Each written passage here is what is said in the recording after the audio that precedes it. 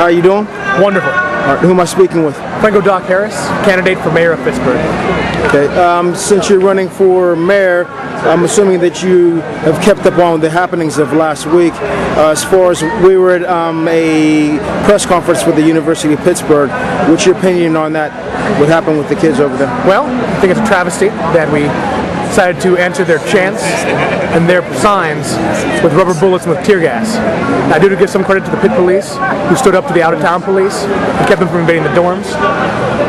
But at the same time, the fact that it even happened to begin with is a travesty. As mayor, you will watch me guarantee your rights to peacefully protest and to make sure that your freedom of speech is protected at all times. I was going to ask him the same question. Hi, Bill.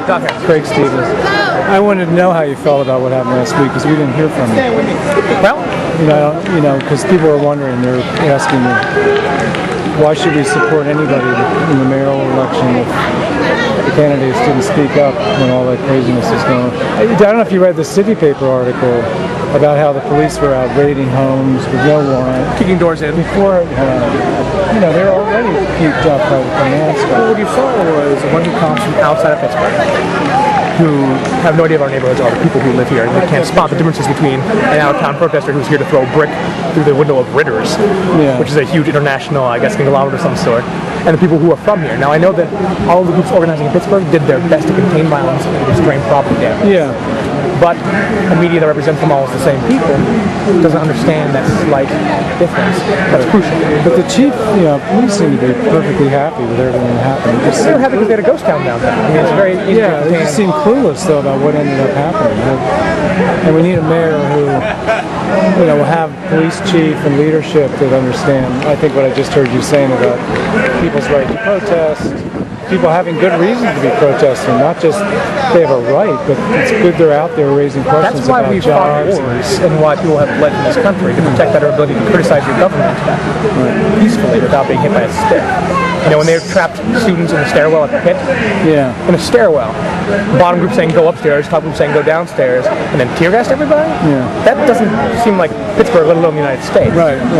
Are you going to make any public statement, though, about it? And sort of talk about that as part of We do want to talk about it during the G20 or immediately afterwards, because we want to make sure that we present a unified front to the world. You don't go airing out dirty laundry immediately. What you do, though, is show how you'll run it differently, explain that, and then do show solidarity with people whose rights were oppressed during it. Well, it would have been nice to have you speak out earlier. I mean, Jim Furlow at least was out front. And not to say it was perfect.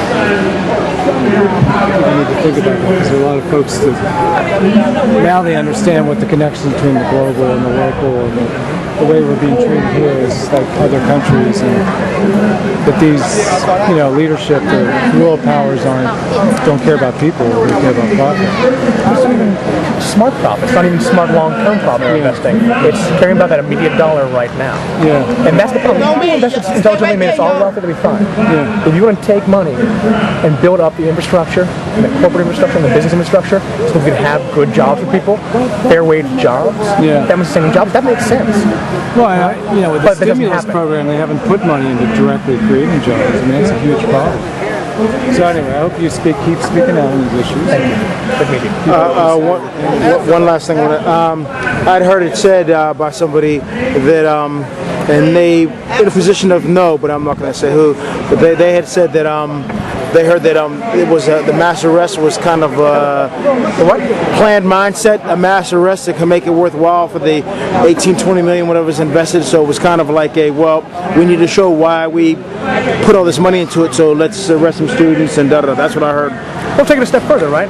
We spent $20 million. The county had $35 million of economic activity, the majority of which was at the convention center. That does not turn into tax dollars for Pittsburgh. We have an additional $8 million we're on the hook for, and didn't spend any time building up relationships between our local leaders, foreign leaders, and business leaders in both groups. You have an opportunity like this to connect with Pittsburgh businesses, international markets, international customers. That's what you do as mayor. You make sure that those meetings happen and those relationships occur, because then we create more jobs in Pittsburgh. All right? Foreign companies having their headquarters here, creating good jobs for college graduates, 100, 200, 300, 400 new positions, 500. Unlimited potential for doing that. We have a great quality of life. It's easy to live here, very welcoming people, and a superb talent pool to draw from.